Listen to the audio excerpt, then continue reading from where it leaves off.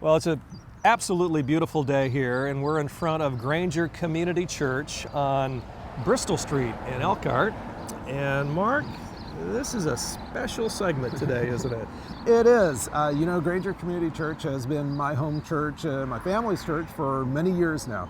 Now, this church building has been around for a long time. In fact, when you look at the brick, I think it takes it back to maybe the 60s someplace, right? I think you're right. And what a great history here in the city of Elkhart, a thriving church for many decades. And then as a lot of churches experience, their congregation gets a little older, dies off, and all of a sudden you have a church that's not quite as vibrant, and that's what happened here, right? Absolutely. Granger took over, and then Granger Community had a huge blessing in the process. Can you tell us about how they acquired the building? Well, actually, it's my understanding that it was donated to Granger Community Church, and they had a satellite location where they were temporarily meeting out at the RV Hall of Fame. They didn't have a facility to call their own, and so it was the perfect marriage. You know, I've been driving by this location for years, and it's been fun to watch the transformation that's taken place here. And to those who are on Bristol Street, what they see is the outside, not so much the inside, but a lot of things have happened on the inside here, right? Oh, most definitely. And that's actually where the transformation got started. And for people that haven't been to this church for many, many years, they would be absolutely shocked as to what it looks like inside.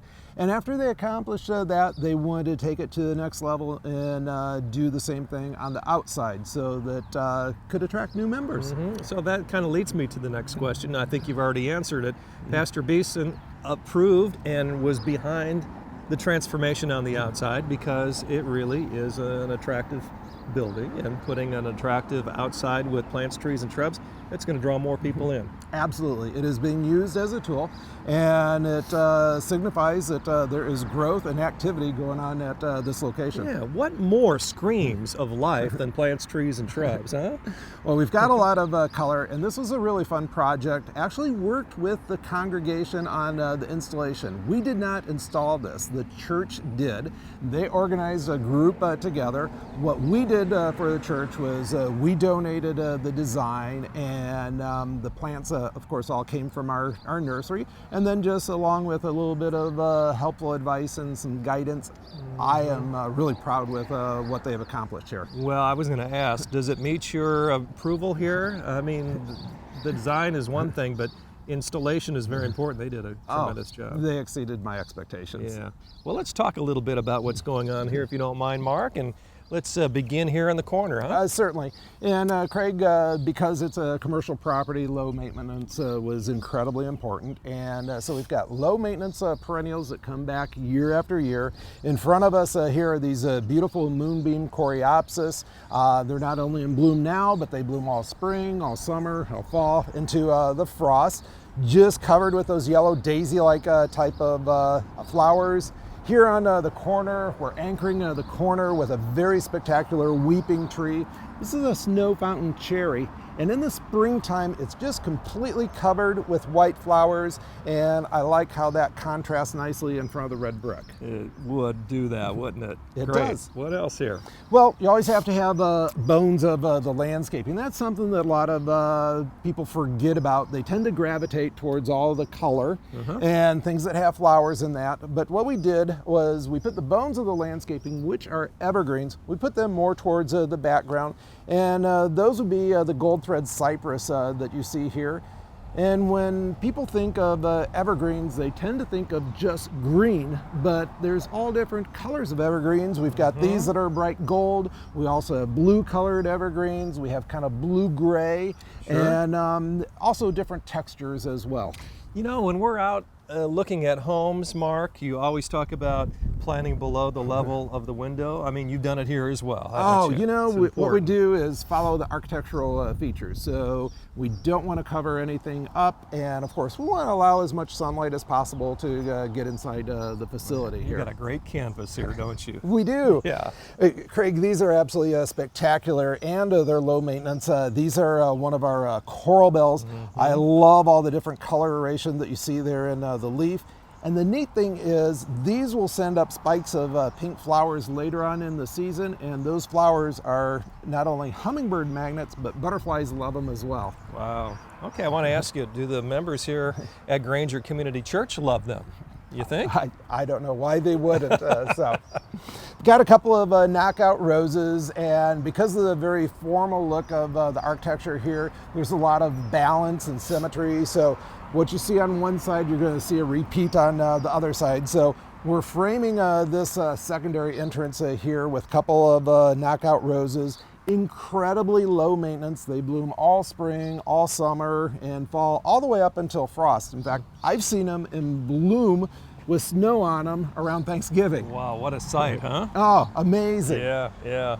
I love the dark texture, and we've got some moisture going on here today because it rained, but yes, boy, everything pops, doesn't it? Well, thank you. Yeah. And it's all about color contrast. We're using the dark black mulch here, which accents the plants quite nicely. Then I'd like to point out to the viewers here our dogwood tree. And Craig, this is an unusual dogwood. Do you know what's unusual about it? It barks, maybe? I don't know. That's a good guess. You know, our native dogwood trees actually were done blooming about a month and a half ago. And this one's actually just starting to bloom right now. Okay. This is a Chinese dogwood, also known as a Kusa dogwood.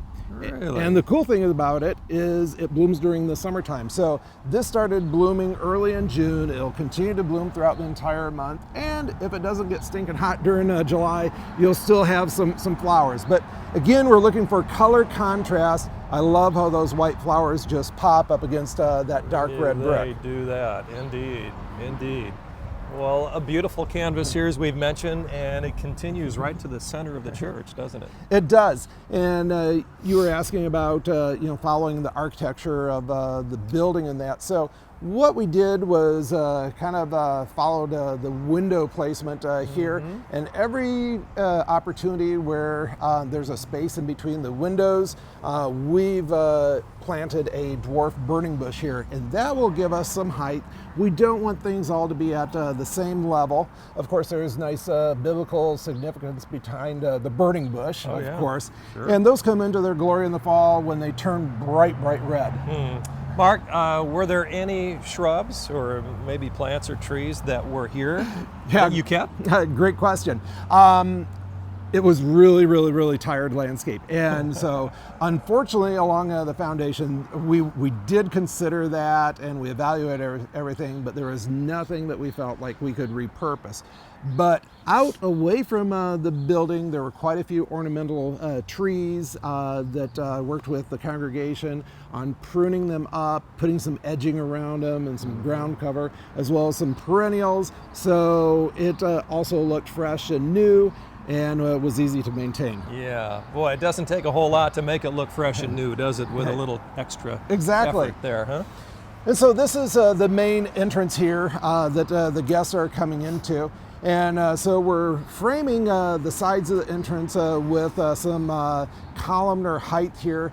These are some columnar hinoki cypress, and I love them because of the different shades of green. You've got that dark green, emerald green, and then there's more of a chartreuse green towards the tips of the branches.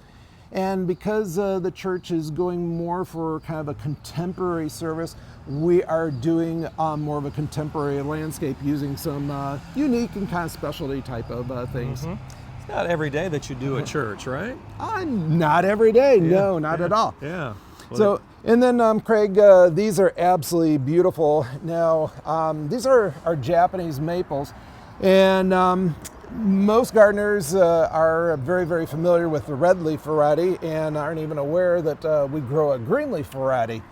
Do you know why we suggested the green leaves here? You're putting me on the spot again. I know, it's a test. It's a test. Green, new life. I don't know. What? That's a very good guess. But actually, it was for color. Because we've got a red brick exterior here, we did not want a red leaf tree here. We were looking for color contrast. And so most people, when they think of green, they don't think of it as a color.